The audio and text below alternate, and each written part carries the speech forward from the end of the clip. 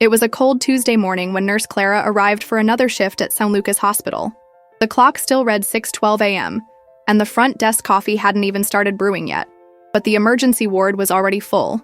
Clara was known among her colleagues for her almost supernatural dedication. No matter the exhaustion, the lack of recognition, or the weight of her personal life, she was always there, ready to care for others as if they were her own family.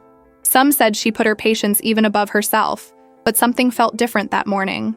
As she passed by the observation unit, one of the interns called her urgently. Nurse Clara, an unconscious elderly man just arrived. No ID, apparently collapsed on the street. He's in room 3, but there's something strange about him. Clara entered the room without hesitation.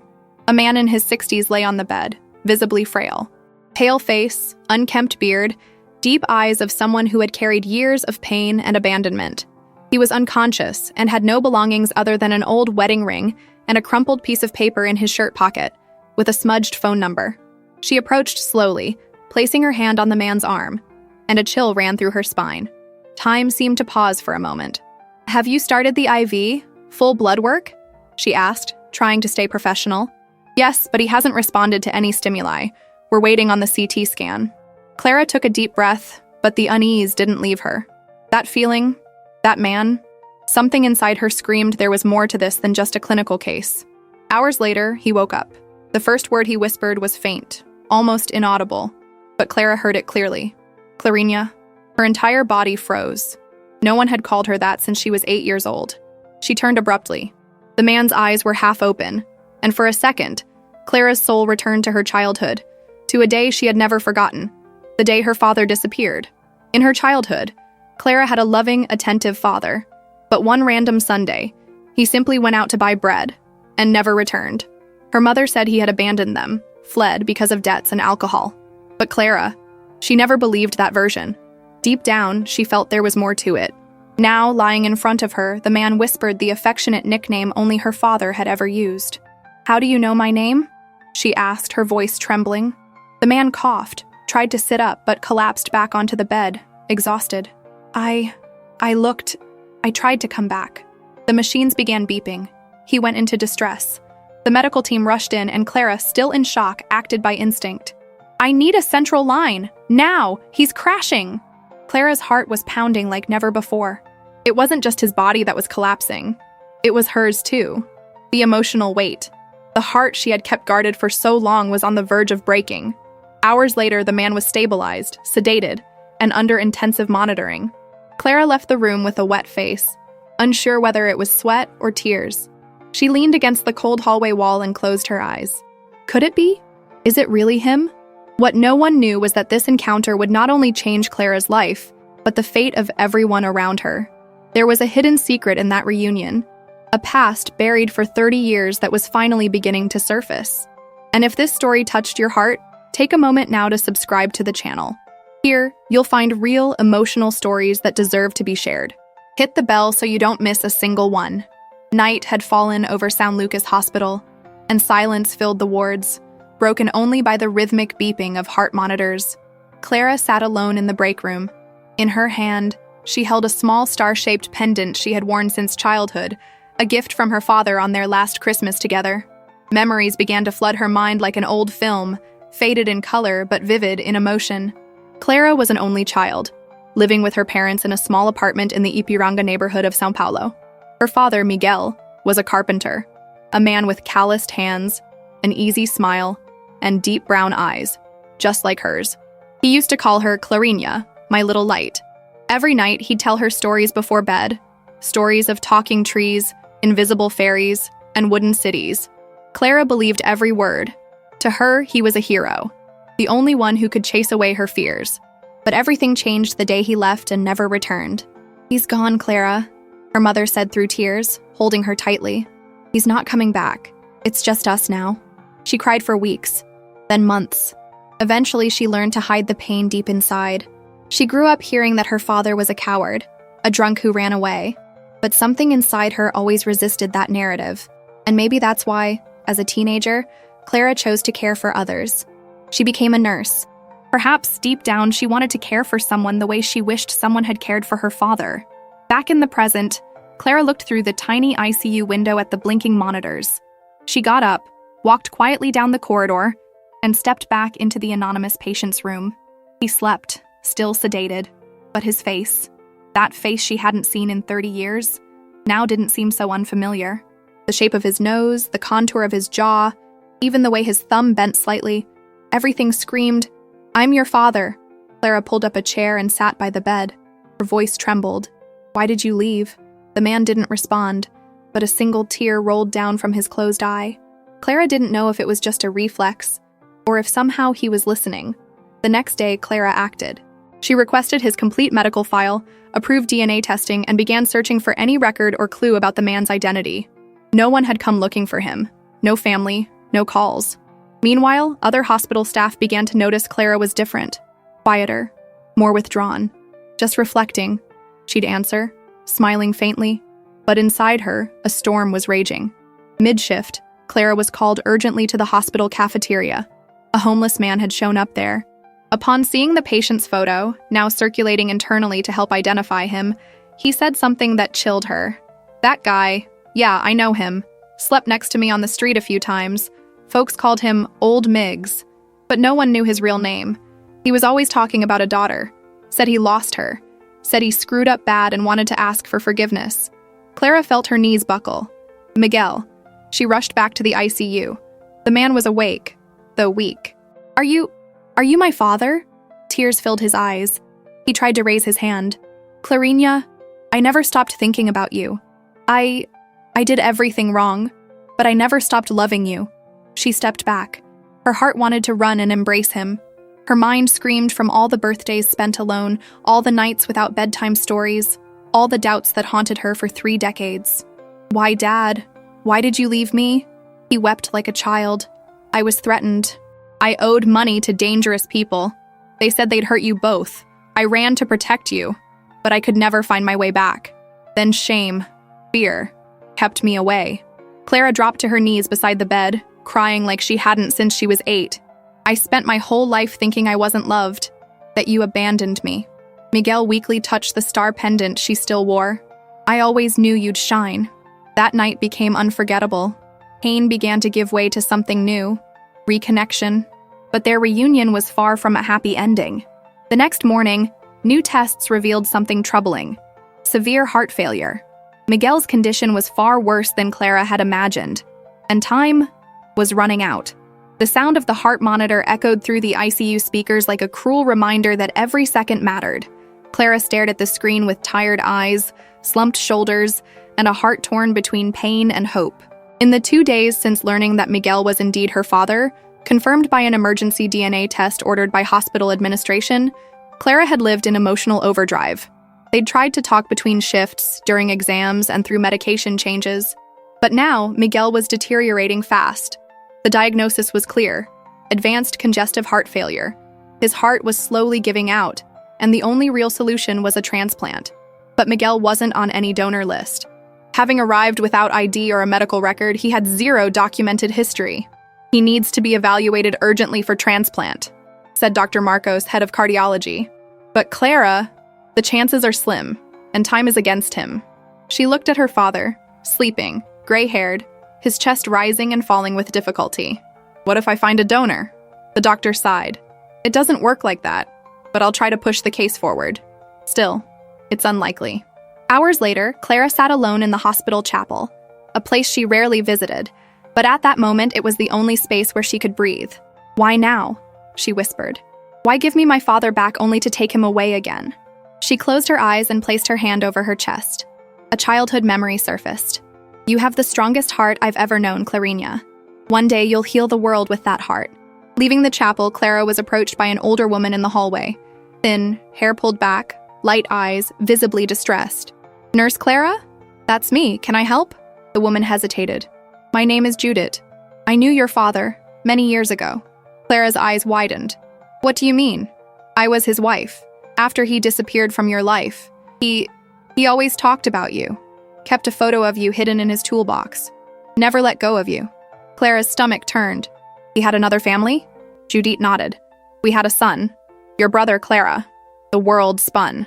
"He died 2 years ago." Motorcycle accident. Miguel never recovered. That's when he started to drink again, and then disappeared for good. I tried to find you, but only now I learned he was here. Clara burst into tears. I thought I was abandoned, but he was running, and then he rebuilt his life. Judith stepped closer, taking Clara's hand. Clara, I know this is hard, but he always spoke of you with so much love, so much regret. He wanted to find you before he died. Clara looked at her with tear-filled eyes. He found me, but it might be too late. Back in the ICU, Miguel began to hallucinate. The medications were losing effect. He called for Clara for his late son for names no one else recognized. Clara ran to his side and grabbed his hand. Dad, I'm here. Look at me. It's Clara. You're Clarinia.